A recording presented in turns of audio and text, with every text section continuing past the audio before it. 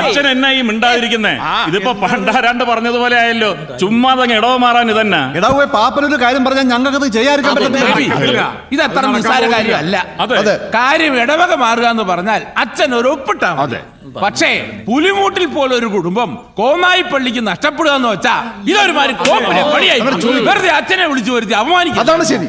ഇത്രയും കാലം പള്ളിക്ക് ടെണ്ടാക്കി ഉണ്ടാക്കും പറഞ്ഞിട്ട് ഇതൊന്നും ഞങ്ങൾ നാട്ടുകാർ നോക്കിയിരിക്കത്തില്ല. ഇന്നത്തെ മീറ്റിംഗ് പിരിച്ചു വിട്ടിരിക്കുന്നു. പിന്നെ പാപ്പനോട് പോയി പറഞ്ഞേരെ ഇടവക മാറാൻ പറ്റത്തില്ലെന്ന്.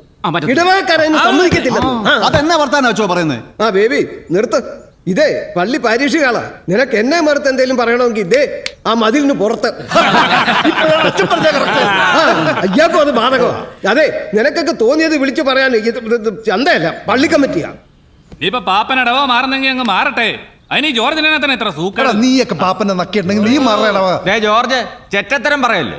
നിന്റെ അപ്പൻ കൂനലേപ്പച്ചൻ പാപ്പന്റെ കുസരിക്കാരനായിരുന്നു, അത് മറക്കല്ലേ. ഇടവ മാറാൻ അച്ഛൻ സമ്മതിച്ചിട്ടുണ്ട്.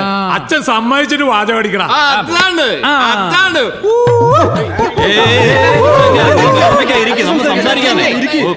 മെമ്പർ എന്ന നിലയിൽ ഞാനൊരു ആക്ഷൻ കമ്മിറ്റി ഉണ്ടാക്കും.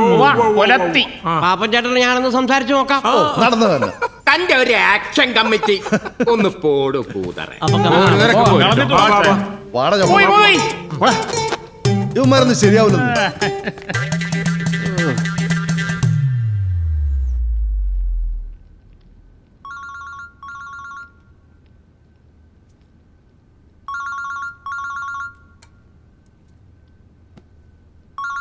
ഓ ഇട്ടിപ്പറമ്പന. ആ ഈശോമിശിഹായ്ക്ക് സ്തുതിയായിരിക്കട്ടെ അച്ചു. ആ സ്തുതി ആയിരിക്കട്ടെ അച്ചു. എത്രയൊക്കെ ആണെങ്കിലും മരിക്കാൻ പോകുന്ന ഒരു ആത്മാവിൻ്റെ ആഗ്രഹമല്ലേ അച്ചു വലുത്. ആ ദേവസിപ്പാപ്പൻ്റെ ലെറ്റർ, ഇടവക മാറുന്ന ലെറ്ററേ, അച്ഛൻ ഒപ്പിട്ടിരുന്നെങ്കിൽ ഞാൻ ഒരാളെ വിട്ടും എടുത്തേക്കായിരുന്നു. അതൊക്കെ ബുദ്ധിമുട്ടാവില്ലേ അച്ചു? ഞാനങ്ങ് കൊണ്ട് തന്നേക്കാം. ഓ അത് ശരി, അത് മതി, ആയിക്കോട്ടെ.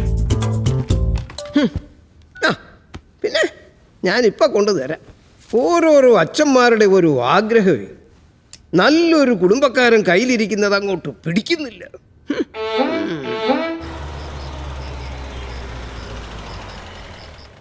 മോളെ ആ വെള്ളസാരി വേണ്ട, കറുത്ത സാരി വെച്ചാ മതി.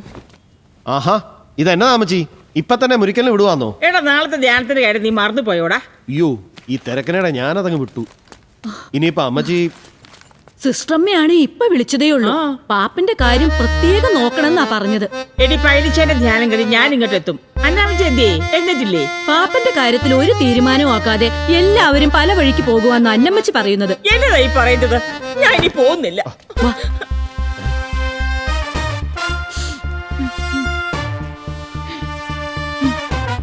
അന്നാമച്ചേ എന്നാ വർത്താനം ഈ പറയുന്നേ?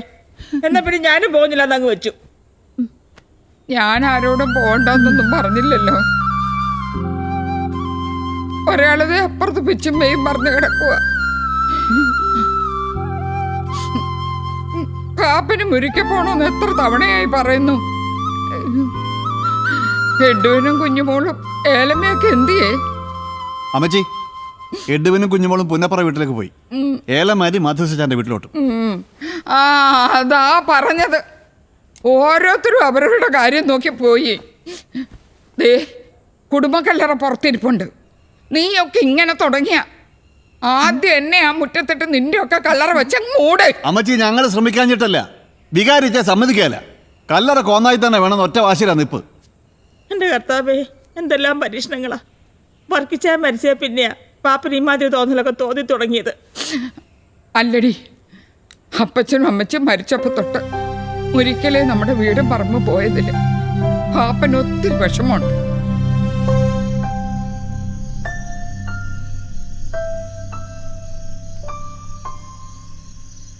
അല്ലെങ്കിലും പാപ്പന് ഇപ്പൊ മരിക്കുന്ന കാര്യം പറയാനുള്ളൂ.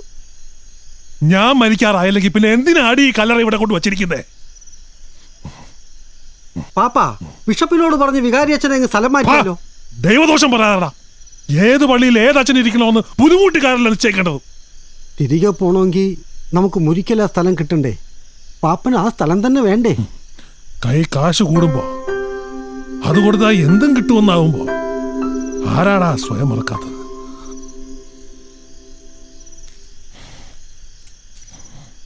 പാപ്പൻ എന്തൊക്കെയായി പറയുന്നത്? മഞ്ഞു കൊള്ളണ്ട, അകത്തു വന്ന് കിടക്ക്. വാ. പോടാ.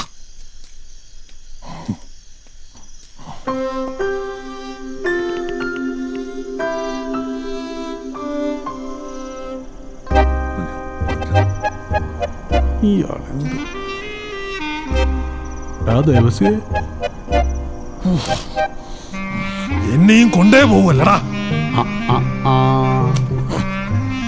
ചേടാപാടേ എടാ, ഞാൻ അവിടെ പോയിച്ചും വരുമല്ലയോ?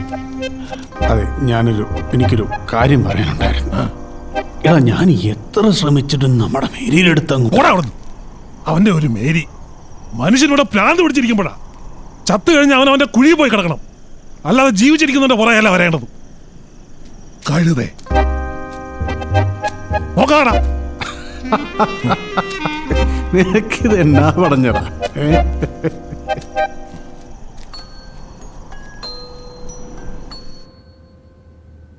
അച്ഛൻ എന്നാ പറയാനുള്ളത്? എന്നാ പറഞ്ഞാലും ഏത് ഇടവയിൽ നിൽക്കണമെന്നുള്ളത് ഒരു ആത്മായ എൻ്റെ സ്വാതന്ത്ര്യമാണ്. അച്ഛൻ എന്നാ സംശയമുണ്ടോ? പള്ളി സഭയുടെ കീഴിലാണെങ്കിലും പള്ളി നടത്തിപ്പ് നാട്ടുകാരാ. ഇത്രയും വലിയൊരു കുടുംബം ഈ ഇടവക വിട്ടു പോകുക എന്ന് വെച്ചാൽ നാട്ടുകാർ സഹിക്കുകയല്ല പിതാവേ.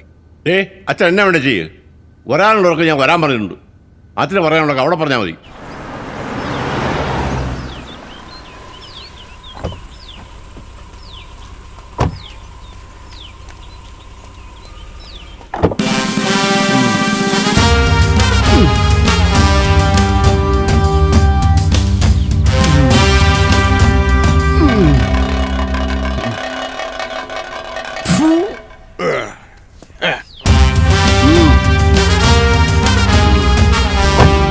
റബ്ബറിനൊക്കെ ഇങ്ങനെ വില കുറയാൻ തുടങ്ങിയാൽ എന്നാ ചെയ്യാൻ പറ്റുമെന്ന് എനിക്കറിയാമേ.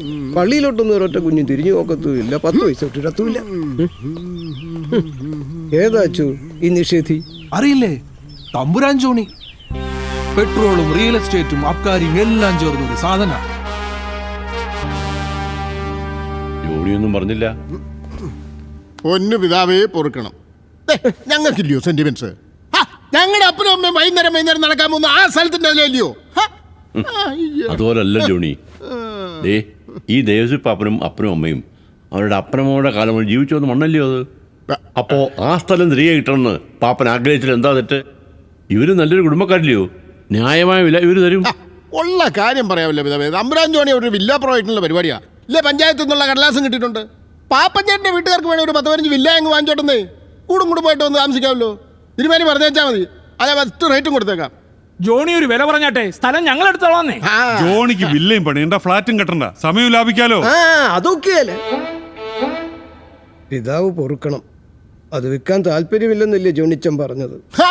അത് കൂത്ത് വിൽക്കാനല്ലെങ്കിൽ പിന്നെ പുഴുങ്ങാനാണോ തമ്പുരാൻ ജോണി സ്ഥലം വാങ്ങിച്ചിട്ടിരിക്കുന്നത്? പറയുന്ന എക്രഞ്ഞെന്ന് വെച്ചാൽ മതി. അട്ടക്കച്ചവടത്തിന് തമ്പുരാൻ ജോണി കിട്ടത്തില്ല. ശരി, കച്ചവടവും വിലപേശലും ഒക്കെ അരമണിക്ക് പുറത്ത്. പറഞ്ഞ പോലെ ജോണി അയാളുടെ ആവശ്യം പറയട്ടെ. പാപ്പനെ സ്വീകാര്യമെങ്കിൽ പാപ്പൻ ചെയ്യേ. മൈക്കിളച്ചോ, ഇത് അച്ഛനും ബാധകമാണ്. ഇനി ഈ ആവശ്യം പറഞ്ഞ് എന്നെ ഒന്ന് ബുദ്ധിമുട്ടിക്കരുത്.